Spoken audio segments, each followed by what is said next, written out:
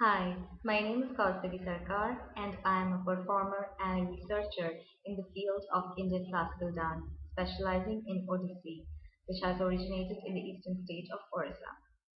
My research orientation is to connect theory in the historical perspective with improvisation using dance as an important instrument for community building. I want to accomplish a PhD in Temple University because I wish to gain leadership roles as scholars and as performers for bringing about agencies of change in various social and cultural streams. Given an opportunity, I am determined to showcase the rich underlying heritage of my art form in scholarly periodicals. I have been in touch with professors who have expressed interest in my work of negotiating tradition with modernity through embodiment, exploring somatic modes of expression, and through archival research revived in the backdrop of post-colonial reconstruction. I have been reading various research papers and articles by Dr. Karen Bond, Dr. Cheryl Dodds, Professor Liv Collick, Professor Eva Galton, among the faculty at Temple University Dance Department, and I am even open to exploring novel projects in visual and discursive presentation. In fact, I am even keen on learning new techniques for analyzing intersections between theory and praxis, raising epistemological questions related to the corporeal eye.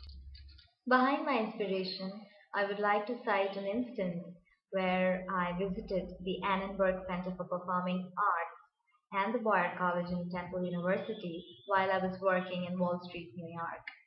I immediately fell in love with the ambience and decided to pursue the doctoral program. Eventually, my career switched from Wall Street to Lincoln Center as I started preparing myself at the New York Public Library for Performing Arts. I enrolled at the dependent program in Martha Graham School of Contemporary Dance and started learning ballet and modern. I believe my thesis shall be an important contribution in Temple in the existing research base of dance experimentation and open avenues for various ethnographical communities in the future.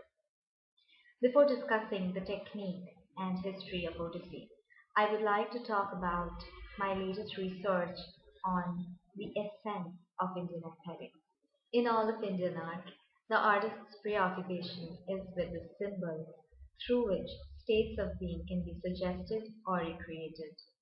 Subjective personal experience plays little or no part, and artistic creation begins only when the artist, in his own intuitive mind, has reached a state of calm, a state of beatitude, having conquered all personal suffering and emotion.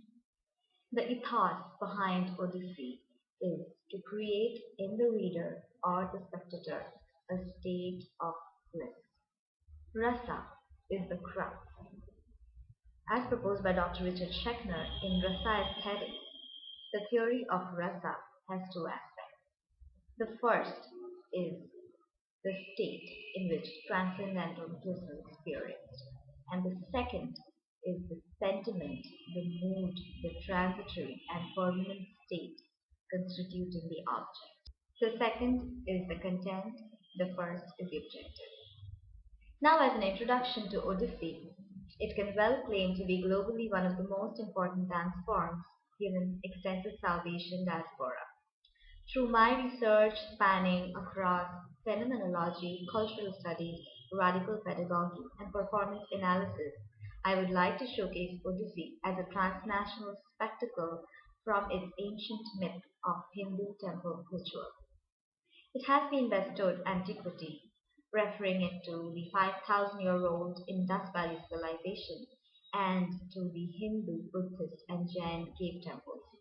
Predominantly, Odissi has been shaped by the Jagannatha cult, developed by the Vaishnava tradition, which is an offshoot to Hinduism. It is a post-colonial reconstruction achieved in post-independent India as an archaeological project of restoration and reimage.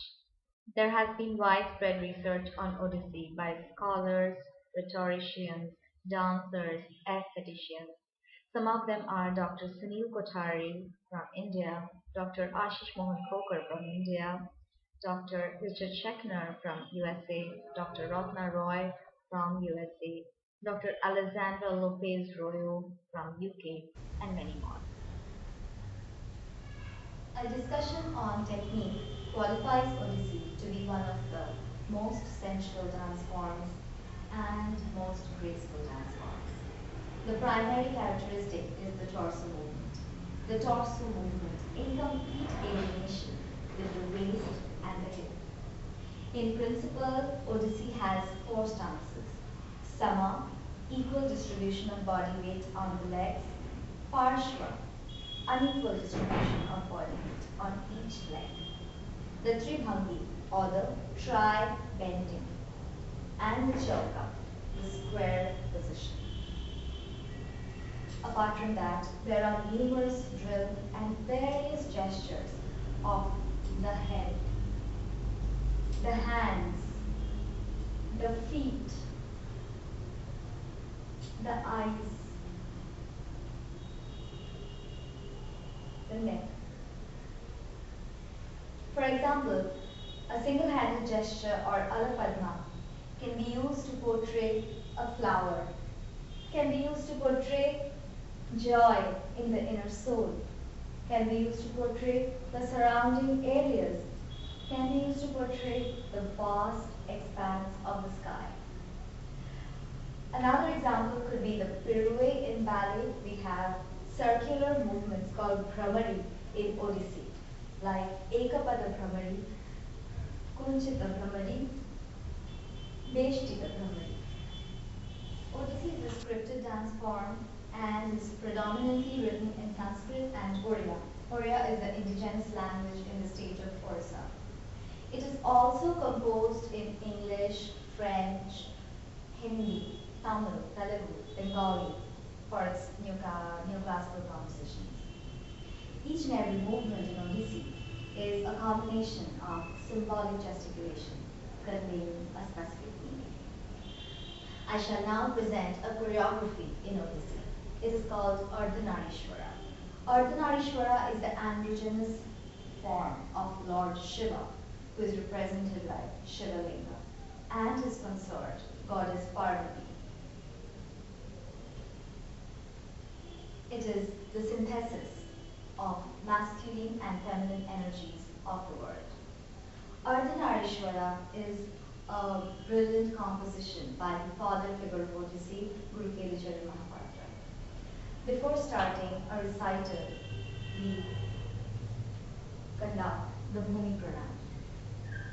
That is, take permission from Mother Earth in order to hurt her by stamping our feet. Champeya Gaurartha Sharira Kaya.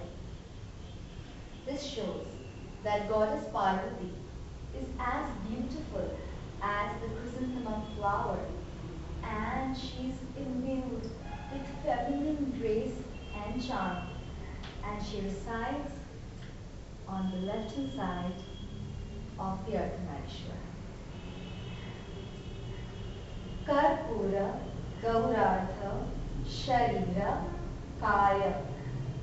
This shows Lord Shiva is smeared with ash and resides with his magnanimity and masculine power on the right-hand side of the Ardhanarishwara.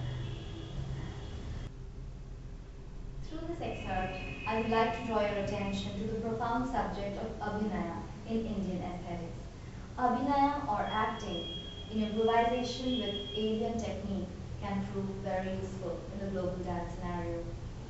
While signing off, I would like to say I consider myself as an artist drawing inspiration from the universe. I have faith I can bring the community closer through my artistry.